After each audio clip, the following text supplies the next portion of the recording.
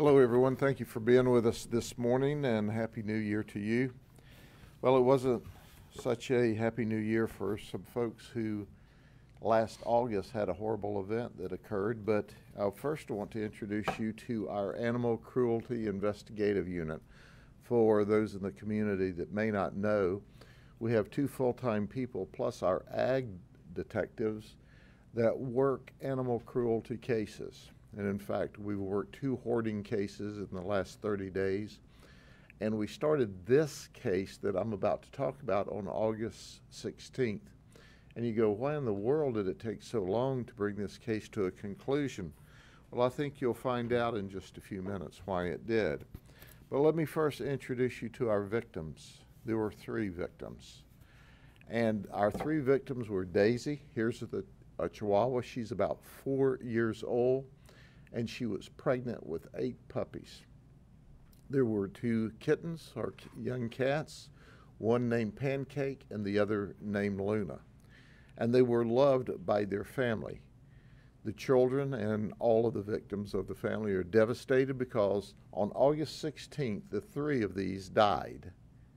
And they died because they were poisoned. And we arrested the person that was responsible for that. Originally, our deputies responded to a call from the owners of Daisy, and Pancake, and Luna, and we saw that one of them was in horrific distress. Others had already died, and the one that was in horrific distress died immediately.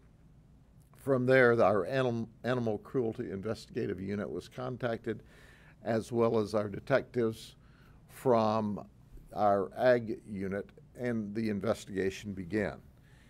So the question is, how much work does it take to make a case like this? Well, we leave no stone unturned. We had to send samples to the University of Florida. The University of Florida then worked with Texas A&M. Texas A&M then worked with Michigan State in order for us to determine the poison that was used, and that we had to tie the poison to the various animals back to the source. And here's what we determined. We determined that Tamisha Knighton, here's her wearing rubber gloves and carrying the poison in a styrofoam bowl. There were small chicken strips that she put, as she called it, her special seasoning on it. And she put her special seasoning on the chicken strips. They were in the bowl, and then she set them out, and that's where Daisy, Pancake, and Luna consumed them and ultimately died of poisoning. Now, in a minute, why do I show you this picture from this video clip? Because she denies everything, as you can imagine. But I want to introduce you to the person that did this horrible act. This is Tamisha Knighton. She's 51 years of age. She says she's a registered nurse.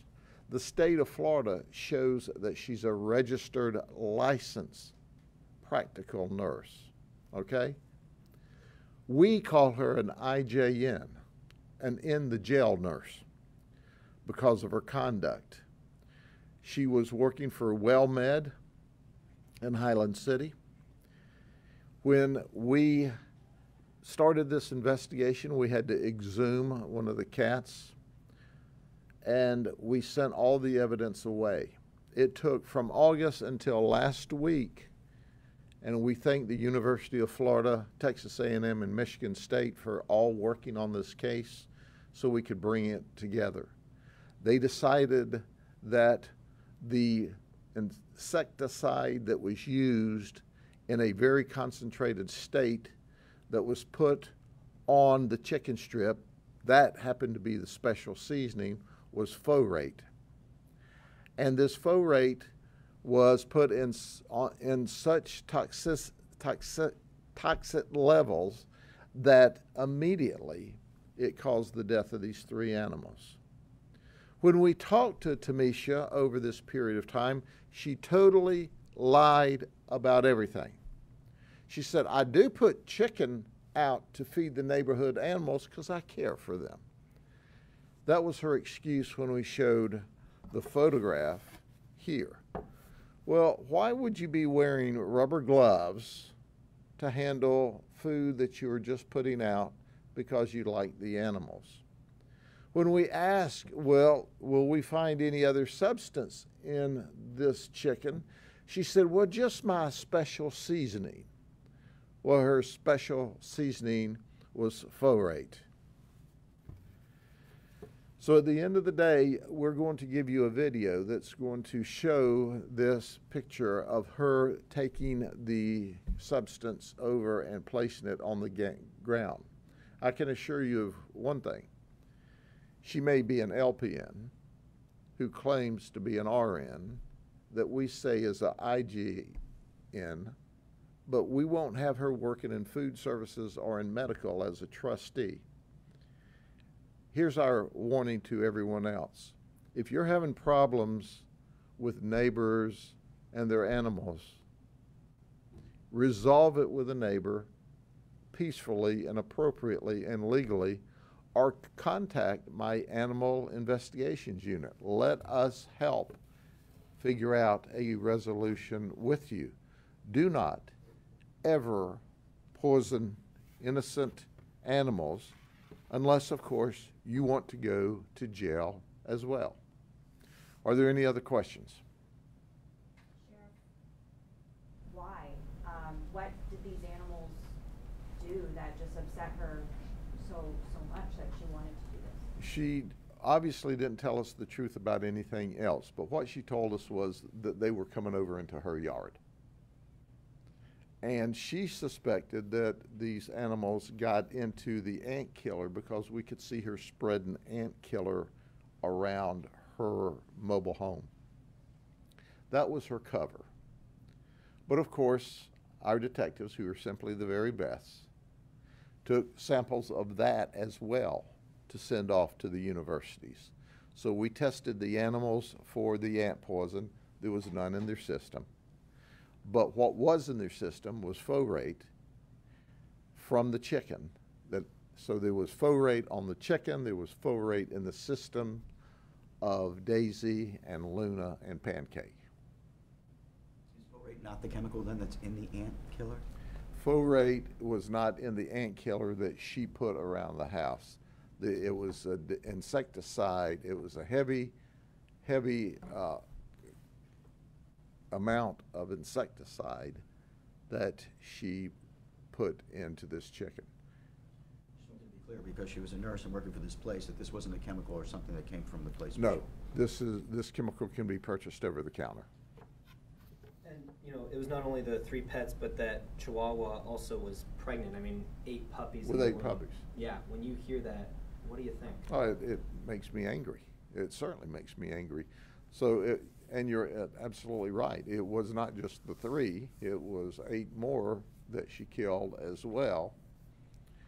But, of course, because they were not born yet, we charged with the 3. So why do you do this? There's no excuse for that. There's none. Zero. There's ways to deal with conflict even if you're upset about the cat and the dog, or the cats and the dog. But at the end of the day, she chose to do a criminal act, an intentional criminal act. This is not a mistake. It's not like you love cats and you've got too many of them because you love them and you just want to help them, and then you end up neglecting them for lack of ability to take care of them. She did an intentional act, and the intentional act ended up with our puppies being killed, our puppy and our kittens being killed. Okay? Is she still in jail right now? I don't know if she's bonded out or not, but she went to jail last night. Do you know how long the 2 had been neighbors? I don't know that. How long the 2 had been neighbors, no. Okay? Thank you all very much. Have a good day.